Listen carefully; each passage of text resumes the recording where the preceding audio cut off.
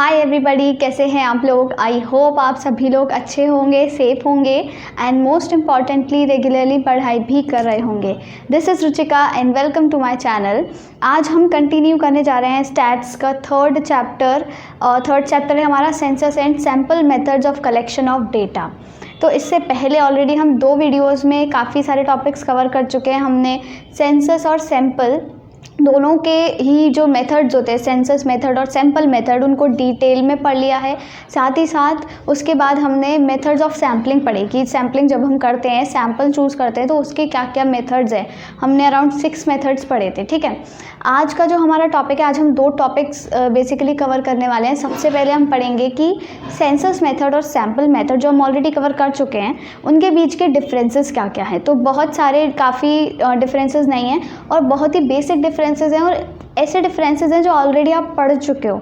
उन्हें बस हम थोड़ा एक सिस्टमैटिकली समझेंगे, एक कंपैरिजन देखेंगे दोनों के बीच में कि क्या क्या पॉइंट्स हैं, क्या क्या ऐसे ग्राउंड्स हैं on which we can differentiate these 2 methods. ठीक है, पहली चीज़ ये। दूसरा टॉपिक हमें आज पढ़ना है sampling and non sampling errors. तो कुछ एरर्स होते हैं, उनके बारे में बात करेंगे और सैम्पलिंग और नॉन सैम्पलिंग एरर्स क्या होते हैं, वो सारी चीज़ें आज हम डिस्कस करेंगे। राइट, तो सबसे पहले हमारा अभी का टॉपिक है, अभी हम पढ़ने वाले हैं census method versus sample method, मतलब दोनों के बीच क्या क्या डिफरेंसेस हैं, वो सारी चीज़ें हम देखेंगे।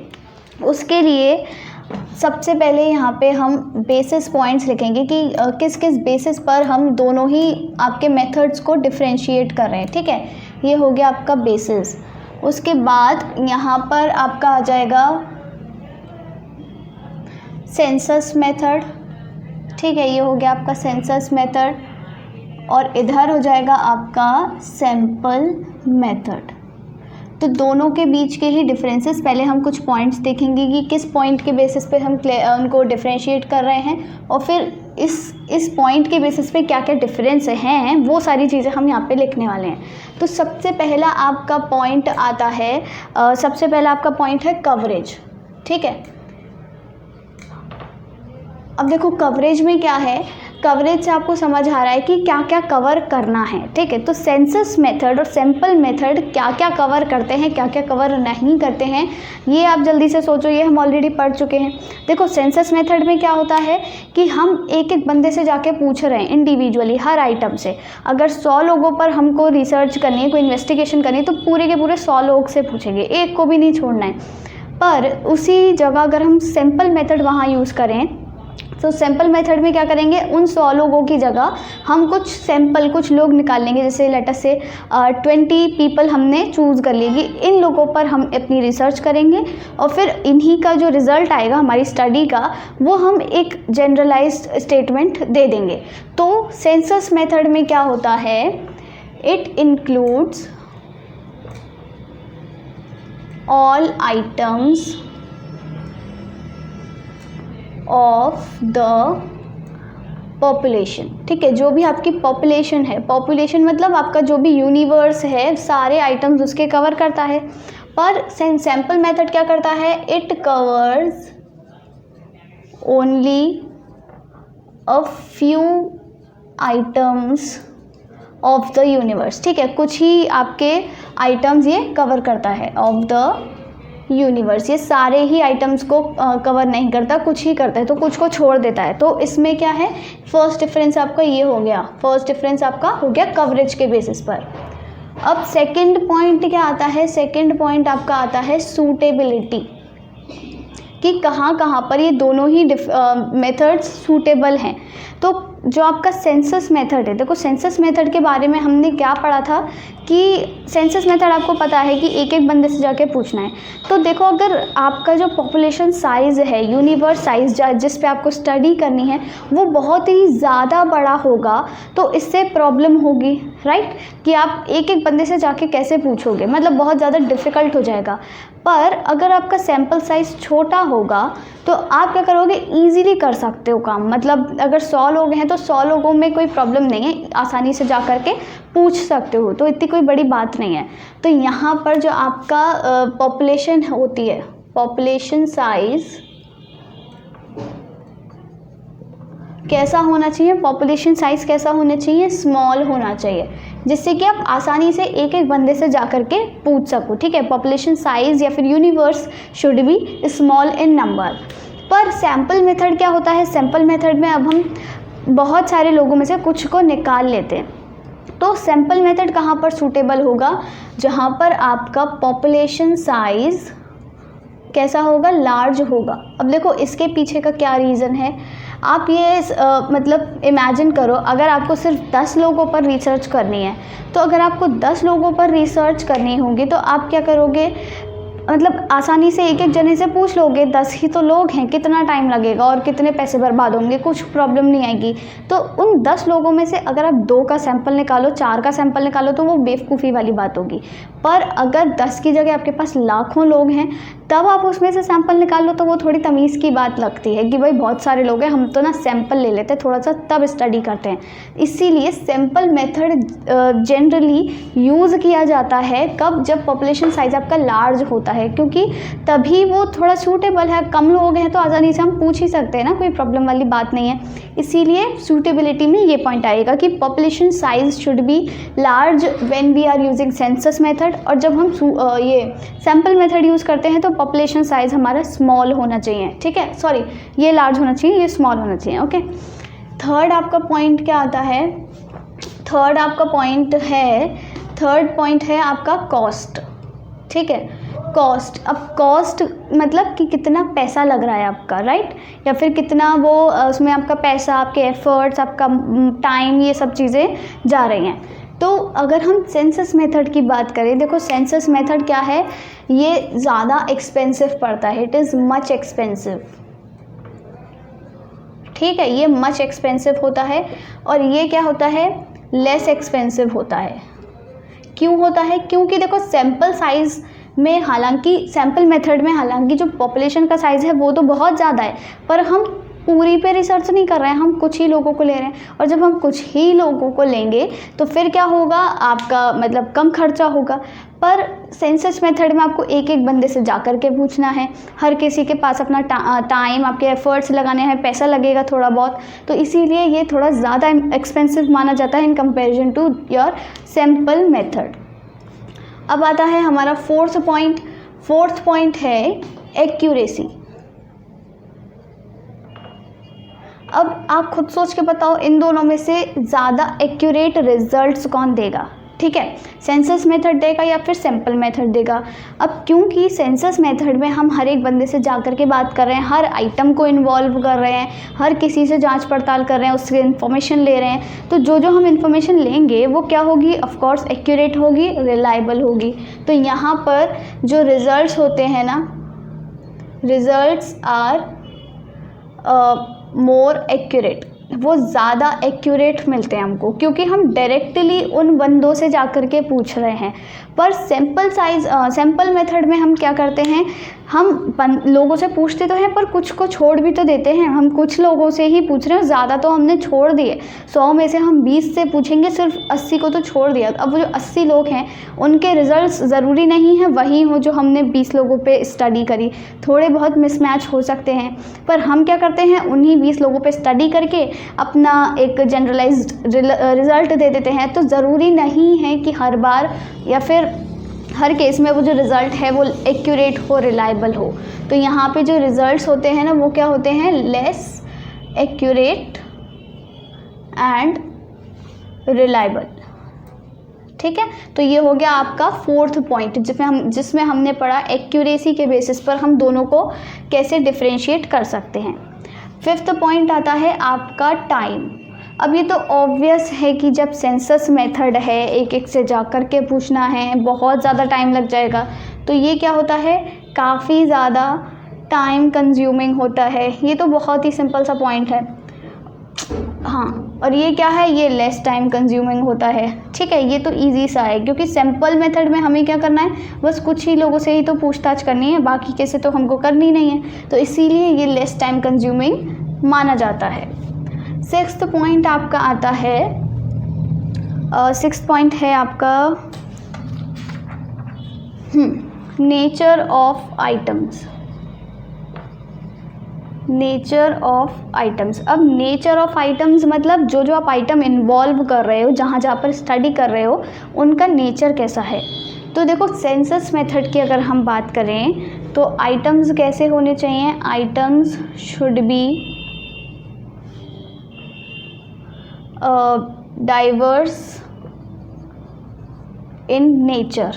ठीक है, इसमें आइटम्स डाइवर्स होने चाहिए, यानी कि उनकी कैरेक्टरिस्टिक्स डिफरेंट होनी चाहिए। ठीक, और इसमें क्या होना चाहिए, आइटम्स शुड बी होमोजीनियस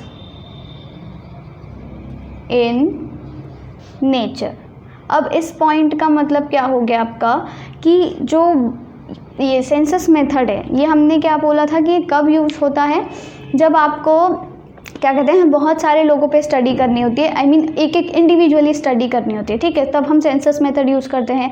तो अब सेंसस मेथड का उसमें जो आइटम्स इन्वॉल्व हो रहे हैं उनका नेचर कैसा होना चाहिए, वो डाइवर्स होने चाहिए, मतलब उनके कैरेक्टरिस्टिक्स अलग अलग होने चाहिए। देखो इसका एक एग्जाम्पल लो, जैसे आप कॉलेज में आओगे जब, ठीक है, तो कॉलेज में बहुत तरह के लोग होते हैं। ठीक है, कुछ 12th पास आउट ही हैं, मतलब फर्स्ट ईयर हैं, कुछ second year, third year graduation वाले हो गए, उसके बाद पोस्ट ग्रेजुएशन वाले भी कुछ बच्चे होंगे, फिर उसके बाद आपका और जो फर्दर स्टडीज़ करते हैं PhD वगैरह, ये सब चीज़ों के भी बहुत सारे बड़े बड़े लोग होंगे।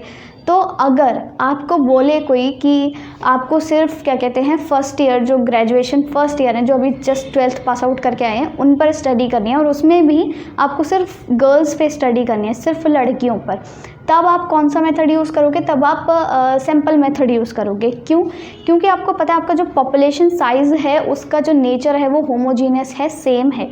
तो आप क्या करोगे, मान लो अगर 50 लड़कियां हैं फर्स्ट ईयर में, तो आप क्या करोगे, सिर्फ 50 में से मान लो 20 ले ली, तो उन 20 लड़कियों पर आप रिसर्च करोगे, बाकी की जो 30 रह गई उन पर जनरलाइज्ड रिजल्ट दे दोगे, क्योंकि आपको पता है सबकी कैरेक्टरिस्टिक सेम है, सारी ही लड़कियां हैं, एक भी लड़का नहीं है, और क्या कहते हैं सब फर्स्ट ईयर में, सबका एज ग्रुप सेम है, तो ऑलमोस्ट सेम उनकी आदतें हैं, जो भी आपको जिस भी चीज़ में स्टडी करनी है वो सारी चीज़ें सेम होंगी।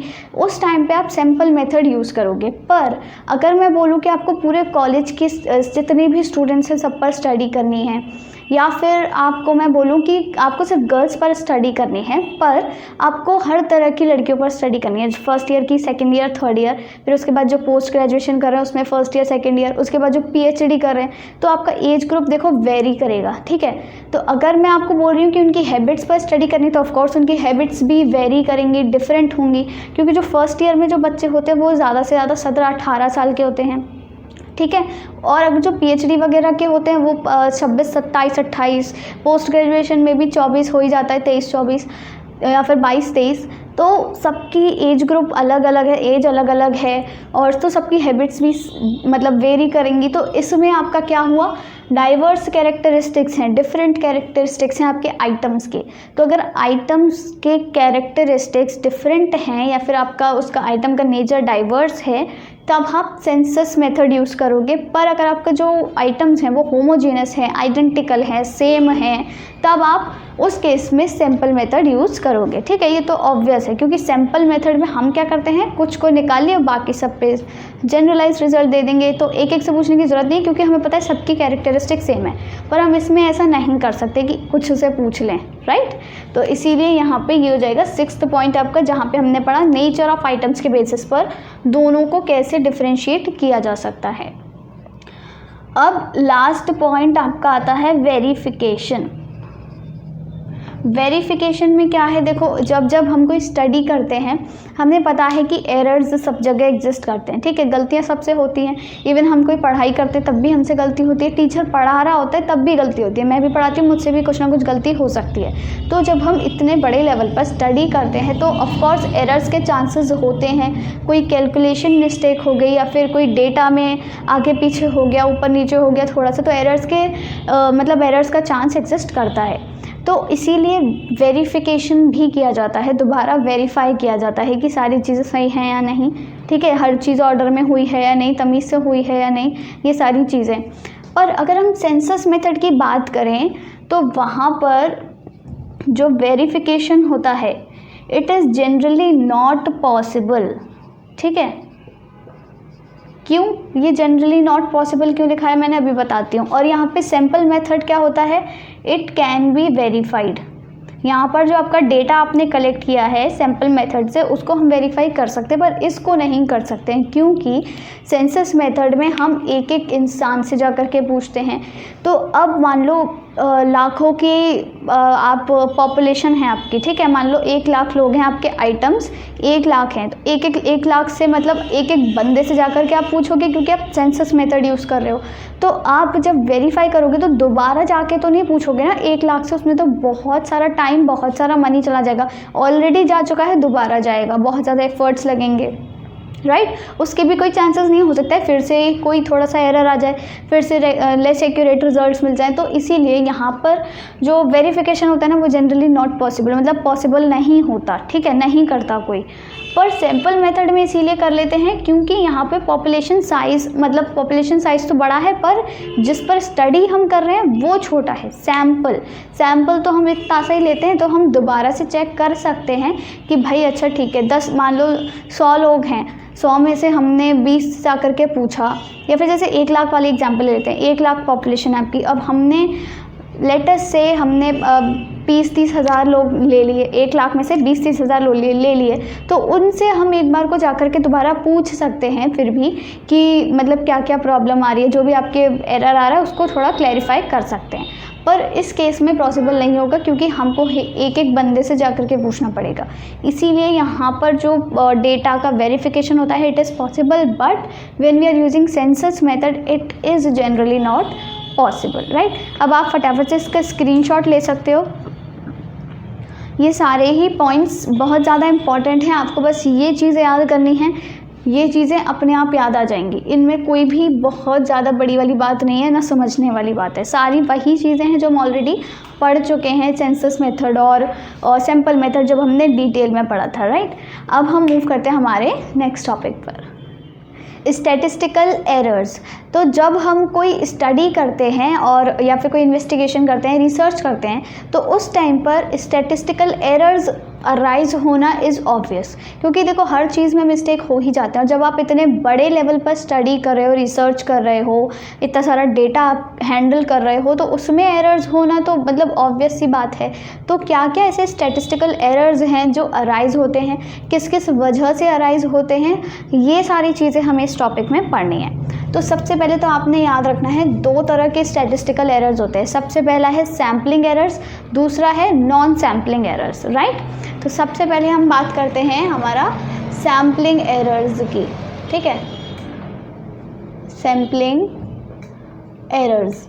अब देखो सैम्पलिंग एरर्स क्या होते हैं। सैम्पलिंग एरर्स वो एरर्स होते हैं those errors that are related to the size and nature of the sample.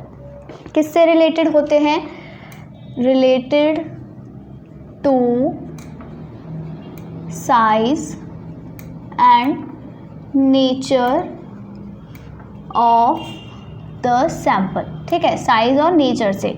Size और नेचर का मतलब क्या है, साइज से कैसे हो सकता है, due to very small size, यानी कि जब आपका सैंपल का साइज बहुत ही ज़्यादा स्मॉल हो, स्मॉल साइज ऑफ सैंपल, पहला तो ये हो गया, ठीक है। अब नेचर से क्या मतलब है, यहाँ पर नेचर से मतलब है due to non representative nature of sample, यानी कि जब हमारा सैंपल का जो साइज़ है वो बहुत ज़्यादा छोटा होता है ना। अब मान लो 100 लोगों पे रिसर्च करनी है, आप सिर्फ 2 लोगों का सैंपल ले लो, तो ऑब्वियस है एरर्स तो होंगे ही होंगे, क्योंकि सिर्फ 2 लोगों के ऊपर स्टडी करना और उस रिजल्ट्स के बेसिस पे आप एक जनरलाइज्ड स्टेटमेंट दे दो तो ये बिल्कुल ही गलत होगा और एरर्स होना तो डेफिनेट है। तो जब बहुत ज़्यादा स्मॉल साइज़ होता है सैंपल का तब आपका सैम्पलिंग एरर्स अराइज होते हैं। और जब आपका जो सैंपल है वो उसका नेचर कैसा हो, नॉन रिप्रेजेंटेटिव, मतलब वो जो 2 लोग हैं वो 2 या फिर आप 20 कह लो या जितने भी कह लो, जो सैंपल है वो आपके उन 100 लोगों को रिप्रेजेंट ही ना कर रहा हो। अब जैसे मैंने बताया था कि क्या कहते हैं, आपको क्या करना है, लड़कियों के ऊपर रिसर्च करनी है और हर एज ग्रुप की लड़की मतलब 18 से 24 तक की तो या फिर 28 18 से 28 एज ग्रुप जो हो गया 10 साल उनके बीच मतलब उस एज की जितनी भी गर्ल्स हैं आपके कॉलेज में उन पर रिसर्च करनी है। अब अगर आप सब पे रिसर्च करते तो अच्छी बात है, पर लेट अस सपोज आपको क्या होता है मतलब आपके पास इतना टाइम नहीं है या फिर आपका मन नहीं है, आपको ये सब बोरिंग लग रहा है किसी भी वजह से, कोई भी रीज़न से, आप क्या करते हो जो लड़की मिल रही है ना आप उसी का डेटा लिख ले रहे हो, ठीक है, उसी के ऊपर रिसर्च कर ली, उसी की स्टडी करी, आपने ज़्यादा जाँच पड़ताल करने की कोशिश नहीं करी। तो इस चक्कर में कुछ हो सकता है एज की लड़कियाँ आपसे मिस हो जाएँ। तो इसीलिए जो आपका सैंपल होगा, जो आप सैंपल लोगे, आप क्या करोगे वो नॉन रिप्रेजेंटेटिव हो जाएगा, मतलब वो पूरी आपकी जनता को, पूरी पॉपुलेशन को तो रिप्रेजेंट कर ही नहीं रहा। आपने मान लो 18, 19, 20, 30 18, 19, 20, 21, 22 साल तक की लड़कियों का बस सैंपल ले लिया, बाकियों को रहने दिया, तो वो पूरी आपकी पॉपुलेशन को तो रिप्रेजेंट ही नहीं करेगा। तो जब वो ऐसे रिप्रेजेंट नहीं करेगा तो ऑब्वियसली स्टडी आपकी वैलिड नहीं मानी जाएगी। तो उस टाइम पे एरर अराइज हो जाएगा। और ये दो तरह के जो एरर्स होते हैं, एक साइज़ से रिलेटेड और एक नेचर से रिलेटेड, ये दो तरह के एरर्स को हम क्या कहते हैं, सैम्पलिंग एरर्स कहते हैं। और साइज़ से क्या मतलब है, जब बहुत ज़्यादा छोटा साइज़ हो, और नेचर से क्या मतलब है, जब वो जो सैंपल है वो नॉन रिप्रेजेंटेटिव हो, ठीक है। ये हो गया आपका सैम्पलिंग एरर्स। तो ये दो रीज़न की वजह से सैम्पलिंग एरर्स अराइज होते हैं। और जब सैम्पलिंग एरर्स अराइज होते हैं तो आपकी जो आप एस्टिमेट करते हो वैल्यू या फिर आप अपना जो भी रिज़ल्ट निकाल रहे हो उसमें भी एरर्स आएंगे, यानी कि वो ट्रू नहीं होगा। तो अगर आपको बोलें कि आपको क्या कहते हैं एरर फाइंड करना है, तो एरर कैसे फाइंड करेंगे? एरर फाइंड करने का फॉर्मूला क्या होता है, एस्टिमेटेड वैल्यू माइनस ट्रू या फिर आपकी जो भी एक्चुअल वैल्यू है, ठीक है। ये आपका फॉर्मूला होता है किसका, एरर फाइंड करने का। तो मान लेते हैं अगर ये जो आपकी एस्टिमेटेड वैल्यू थी ये आपकी आती है 30, पर आपकी जो ट्रू और एक्चुअल वैल्यू जो होनी चाहिए थी वो थी आपकी 75, सॉरी ट्रू वैल्यू आपकी होनी चाहिए थी 75। तो उस केस में क्या होगा, आपका एरर क्या हो जाएगा, 30 माइनस 75, यानी कि माइनस का कितना हो गया 45, ये हो जाएगा आपका एरर। तो एरर फाइंड करने का फॉर्मूला याद रखना है हमेशा, estimated value minus true value, right. अब बात आती है आपके नॉन सैम्पलिंग एरर्स की।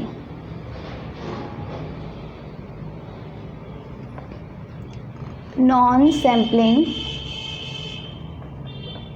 एरर्स, अब देखो नॉन सैम्पलिंग एरर्स अराइज होने के बहुत सारे रीजंस होते हैं, ठीक है। सैम्पलिंग एरर्स अराइज होने के तो सिर्फ यही रीजंस थे, दो, साइज़ या नेचर में गड़बड़ है। पर नॉन सैम्पलिंग एरर्स अराइज होने के क्या क्या आपके वो हो सकते हैं रीजंस। सबसे पहला हो सकता है आपका एरर ऑफ मेजरमेंट, यानी कि आपके मेजरमेंट में ही एरर है, जब आपने मेजरमेंट किया उसी में ही एरर आ गया। अब ये एरर ऑफ मेजरमेंट कैसे अराइज हो सकता है, इसके भी दो पॉइंट्स हैं। Due to error of measurement कैसे अराइज हो सकता है, due to different scale of measurement, ठीक है, पहला तो ये हो गया। और दूसरा आपका हो गया due to different procedure of estimation adopted, यानी कि जब आप मेजरमेंट करते हो तो आप जो स्केल लेते हो, मान लो किसी ने रिसर्च करते वक्त स्केल लिया मीटर्स में, आप कुछ लेंथ वगैरह का मतलब कुछ मेजरमेंट कर रहे हो, उस पर स्टडी कर रहे हो, तो किसी ने जो लेंथ की मतलब वो है यूनिट, वो ली मीटर और आपने ले ली सेंटीमीटर, किसी ने ली किलोमीटर्स। तो अगर डिफरेंट लोगे तो ऑब्वियस है एरर्स अराइज हो जाएंगे। तो पहला पॉइंट तो ये हो जाता है। दूसरा क्या है, डिफरेंट प्रोसीजर ऑफ एस्टिमेशन की, एस्टिमेट जब हम करते हैं तो उसका भी एस्टिमेशन मतलब एक तरह से आप ये लिख सकते हो एस्टिमेशन की जगह राउंडिंग ऑफ, ठीक है। जब हम फिगर्स को राउंड ऑफ करते हैं ना, जैसे 9.7 है, 9.7 तो उसको हम 10 लिख देंगे, या फिर 9.3 होगा तो हम उसको सिर्फ 9 रहने देंगे, या फिर 9.554 है तो बहुत लोग उसको 9.5 भी लिख सकते हैं, कुछ लोग उसको 9.6 लिख सकते हैं। तो ये जो राउंड ऑफ का प्रोसीजर होता है, अगर सब अपना अपना अलग अलग प्रोसीजर यूज़ करेंगे, अलग अलग मेथड यूज़ करेंगे, तो उस केस में क्या होगा, एरर ऑफ मेजरमेंट अराइज हो जाएगा, ठीक है। दूसरा आता है आपका error of calculation. Error of calculation मतलब जब आप सिंपल जो कैलकुलेशन करते हो, डेटा आपने कलेक्ट करके जो कैलकुलेशन करनी है, plus minus, addition, subtraction, division, multiplication, तो उनमें अगर कोई गड़बड़ हो गई, बहुत सारी डिजिट्स होती हैं, सबका एडिशन करना, किसी का मल्टीप्लाई करना, तो अगर उनमें प्रॉब्लम हो जाती है तो आपका राइज हो जाता है एरर ऑफ कैलकुलेशन। तीसरा आपका आता है एरर ऑफ नॉन रिस्पॉन्स, ठीक है। Error of non response, error of non response से क्या मतलब हो सकता है, when respondents do not offer या फिर do not offer required information. जो जब वो लोग जो रिस्पोंडेंट्स हैं, यहाँ पे मैं लिख देती हूँ, when respondents do not offer required information, ठीक है। जब वो रिक्वायर्ड इन्फॉर्मेशन आपको नहीं दे रहे हैं, जो आपको चाहिए, जो आप जिस बात के ऊपर आप स्टडी कर रहे हो, वो इन्फॉर्मेशन आपको नहीं दे पा रहे हैं, नहीं देना चाहते हैं, या फिर आप नहीं समझ पा रहे हो, तो क्या होता है, नॉन रिस्पॉन्स वाला एरर अराइज हो जाता है। फोर्थ आपका आता है एरर ऑफ मिस इंटरप्रिटेशन। जब मिस इंटरप्रिटेशन मतलब जब आपके जो रिस्पोंडेंट्स हैं, ठीक है, व्हेन रिस्पोंडेंट्स मिस इंटरप्रेट क्या होता है, गलत समझ लेना या फिर समझ ही ना पाना, मिस इंटरप्रेट द क्वेश्चंस। तो जब आप क्वेश्चंस करते हो, या फिर आपने मान लो क्वेश्चन आयर भेजा है, आपने स्केड्यूल भेजा है, तो क्या होगा, वो उनमें से लिखे क्वेश्चंस को समझ ही नहीं पा रहे हैं, या फिर उनको मतलब उनकी लैंग्वेज अलग है, या फिर जो भी उनका मतलब समझ नहीं आ रहा, तो उस केस में मिस इंटरप्रिटेशन वाला आपका एरर अराइज हो जाता है। और लास्ट आपका एरर है एरर ऑफ सैम्पलिंग बायस। अब ये सैम्पलिंग बायस का मतलब क्या है, देखो सैम्पलिंग बायस वाला एरर क्या होता है कि जैसे लेट अस से आपको क्या करना है, एक 100 लोगों का आपने वो लिया है, पॉपुलेशन है, उन पर स्टडी करनी है, पर आप 20 लोगों का ही सैंपल ले रहे हो। तो अब आपने 20 लोगों का सैंपल तो ले लिया, अब आपने जो भी मेथड इंक्लूड किया है उससे क्या हो गया है, आपको जो और मतलब जिस पॉइंट पर आपको स्टडी करनी थी, वो जो कैरेक्टरिस्टिक है वो उन 20 लोगों में नहीं है, या फिर कम है, या फिर बाकी जो लोग हैं वो रह गए हैं, तो उस चक्कर में आपका जो क्या कहते हैं स्टडी है वो अफेक्ट होगी। इसका देखो एक एग्जांपल ये हो सकता है, लेट अस सपोज क्या होता है, आपके क्लास में टीचर आया, ठीक है। अब आपके टीचर को एक टास्क दिया गया है, उसको बोला है कि आप अपने क्लास के स्टूडेंट्स को लेकर के आओ, जिससे कि हम आपकी क्लास को, मतलब आप वो क्लास टीचर है आपका, तो हम आपकी क्लास को ग्रेड कर सकें कि आपकी जो क्लास है वो कैसे परफॉर्म कर रही है, मतलब उसमें बच्चे कैसे इंटेलिजेंट हैं, एवरेज हैं, डल हैं, पुअर हैं, वगैरह वगैरह। तो अब क्या होगा, वहाँ पर जो क्लास टीचर है हमारा, वो क्या करेगा, वो तो चाहेगा कि भाई मैं अच्छे अच्छे बच्चों को ले जाऊँ, सारे बच्चे नहीं जाने, कुछ सैंपल लाना है, तो वो क्या करेगा, अच्छे अच्छे बच्चों को छांट करके ले जाएंगे, ठीक है, जो आगे आगे बच्चे बैठे रहते हैं या फिर बहुत ज़्यादा इंटेलिजेंट हैं, तो मान लो वो अच्छे अच्छे बच्चे ही ले गया सारे। अब वो जो दूसरा बंदा है जिसने वो टास्क दिया था, वो जो स्टडी कर रहा है, उसकी स्टडी अफेक्ट होगी इस चीज़ से, क्योंकि जो उसका टारगेट था वो पूरा नहीं हुआ। उसका टारगेट क्या था, उसको वो मतलब स्टूडेंट्स के एक तरह से इंटेलेक्ट के बेसिस पर क्लासीफाई करना, मतलब वो करना था, ग्रेड करना था, ठीक है। पर उसने क्या किया, क्लास टीचर ने सिर्फ अच्छे अच्छे बच्चे ले लिए, जो एवरेज या फिर बिलो एवरेज ऐसे बच्चे थे उनको तो रहने ही दिया। तो जो टारगेट था उसका वो पूरा नहीं हो पाया, तो इस वजह से क्या होगा, उसकी जो मतलब क्या कहते हैं स्टडी है वो अफेक्ट होगी। तो यहाँ पे सैम्पलिंग बायस आ गया। बायस किसने किया, बायसनेस किसने शो करी, क्लास टीचर ने, पर स्टडी उसकी अफेक्ट हो गई। तो बायसनेस कोई भी शो करे, स्टडी अफेक्ट ज़रूर होगी और उससे एरर अराइज हो जाता है और उसे हम नॉन सैम्पलिंग एरर की कैटेगरी में रखते हैं। ठीक है, तो सैम्पलिंग एरर्स और नॉन सैम्पलिंग एरर्स आपको समझ आ गए होंगे। सैम्पलिंग एरर्स दोबारा से हम पढ़ लेते हैं। साइज़ और नेचर की वजह से होते हैं। साइज़ यानी कि बहुत छोटा हो और नेचर कैसा हो, नॉन रिप्रेजेंटेटिव हो। और एरर को एस्टिमेट करने का फॉर्मूला क्या है, एरर निकालने का एस्टिमेटेड वैल्यू माइनस आपका जो ट्रू वैल्यू है। और नॉन सैम्पलिंग एरर्स कौन कौन से होते हैं, किस किस वजह से अराइज होते हैं। पहला है एरर ऑफ मेजरमेंट, दूसरा है एरर ऑफ कैलकुलेशन, तीसरा है नॉन रिस्पॉन्स, चौथा है मिस इंटरप्रिटेशन और ये सैम्पलिंग बायस। तो ये सारी ही चीज़ें आप एक बार फिर से इनका स्क्रीनशॉट ले सकते हो। और नहीं समझ आता है कोई भी चीज़ तो आप डेफिनेटली मुझे कमेंट कर सकते हो। ठीक है, so this was the end topic of your chapter. ये इसके बाद ये सारा पूरा चैप्टर ख़त्म हो चुका है। थर्ड चैप्टर हमने 3 चैप्टर्स स्टैट्स के कवर कर लिए और आई गेस 9 चैप्टर्स हमने माइक्रो इकोनॉमिक्स के भी कवर कर लिए हैं। तो मिलते हैं नेक्स्ट वीडियो में। अगर आपको ये वीडियो अच्छा लगा हो तो do give it a like and do not forget to subscribe to my channel. Thank you.